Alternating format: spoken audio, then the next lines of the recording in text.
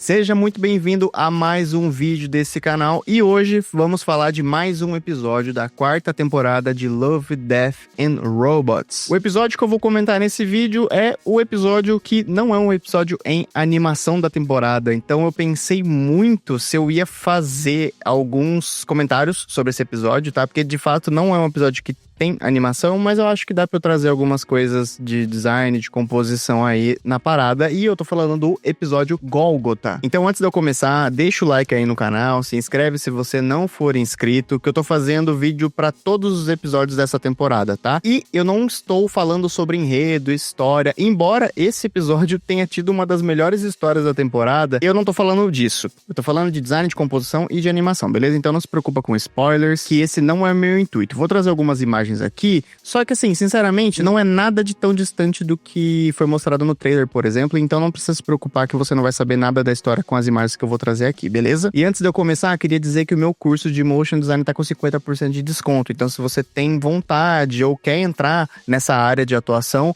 o link tá aí na descrição. Corre lá porque o desconto tá acabando, beleza? Dito isso, vamos falar sobre o episódio Gólgota, tá? Não é um episódio em animação, é um episódio full in live action e tem um personagem ali que é um personagem feito todo em VFX. Claro que tem animação pra fazer ele se movimentar. Sim, tem. Só que quando a gente tá falando de um episódio que é em live action, ele costuma não seguir vários preceitos que a gente tem dentro da animação. Por exemplo, a animação, ela é uma forma de mídia, um lugar onde a gente consegue desligar o nosso senso de crença. Então a gente consegue acreditar com muita facilidade em coisas que não seguem a realidade, né? Seja ela física, biológica ou qualquer uma do tipo. A gente consegue ligar um senso de descrença pra conseguir relevar essas coisas meio que naturalmente. A animação tem esse poder. Quando a gente vai falar de live action, isso já não é o caso. Então, para esse episódio, o boneco que foi animado foi um boneco que tá seguindo todas as leis da física do planeta Terra, por exemplo, né? Então ele não segue alguns preceitos de peso, sabe? Que a gente costuma trazer muito pra animação. Então, por esse motivo, é um episódio que eu não vou ter muito pra comentar, a não ser algumas características aqui do próprio VFX, né? Pra falar de composição aqui de design. E antes de eu mostrar as imagens que eu separei pra fazer alguns comentários, é legal de dizer que o estúdio que fez os efeitos desse alienígena, desse episódio, por exemplo, é o estúdio Luma Pictures, que é um estúdio grandioso aí de VFX. Inclusive, eu até abri a lista de works deles aqui pra ver o que eles fizeram ultimamente, aí pra vocês terem uma noção. Godzilla vs Kong, fizeram o Homem-Aranha No Way Home, a segunda temporada de Halo, fizeram o filme dos efeitos especiais do filme do Elvis. Então, assim, os caras são gigantes, né? E eles vieram pra fazer essa parte de VFX desse episódio. E trazendo agora as imagens, eu gostei muito da integração que esse alienígena, ele particularmente teve no cenário, né? No geral, foi tudo muito bem feito, até porque a gente tá falando de um baita de um estúdio, os caras nunca iam errar nisso. Mas é muito legal a gente ver as questões de todos os detalhes, né? Que a gente tem aqui do nosso personagem e tal.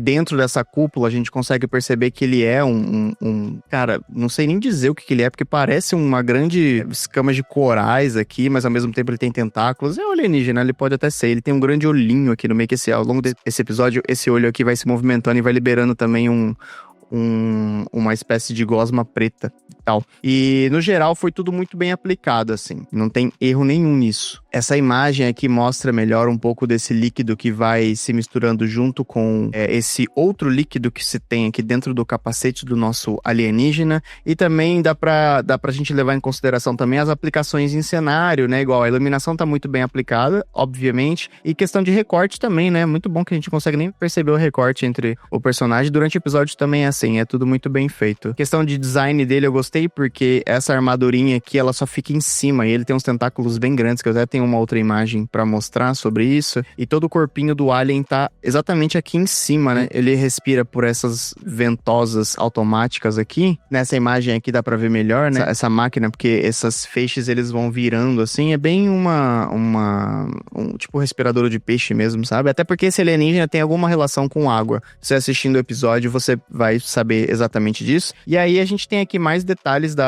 dessa armadura, desse corpo dele, a parte metalizada, que tá toda muito bem feita. E aí aqui eu peguei uma imagem de cima pra gente ver um pouco mais de detalhes, porque como a luz do sol tá bem em cima na cena, a gente percebe pelas sombras, né? As sombras dos personagens, elas estão todas no chão, assim, é tipo um sol do meio-dia. E aí aqui eu gostei de pegar essa imagem pra gente ver bem mais detalhes que a gente tem aqui, né? Do personagem dentro do casco, a gente consegue ver melhor o olho dele, principalmente os detalhes que a gente tem dessa armadura, né? É muito legal porque dá pra ver até riscos nela aqui, assim, ó. Isso aqui é risco dela, de movimentação. É um cuidado pra mostrar que ele não é todo arrumadinho, né? Tem vários riscos aqui, ou seja, ele tá usando isso aqui há muito tempo, né? Ele vive com isso aqui e realmente ele tá usando bastante, ó. A gente consegue perceber. É quase como se fosse um acrílico, né? Um acrílico do nosso mundo, assim, cheio de risquinho, muito legal. Aí aqui a gente já consegue ver a parte que eu falei pra vocês, que o resto do corpo dele são tentáculos, né? Ó, aqui a gente consegue perceber isso. E é uma característica de um detalhe legal que eu achei da composição do design do alienígena. E aí a única coisa diferente que tem, fora o alienígena, são as naves durante o episódio, que essas são as naves que os alienígenas vêm dessas naves aqui, que assim, não tem nada de especial nessas cenas, porque as naves não mostram as naves de perto, isso aqui é o mais próximo que se tem das naves. E é isso.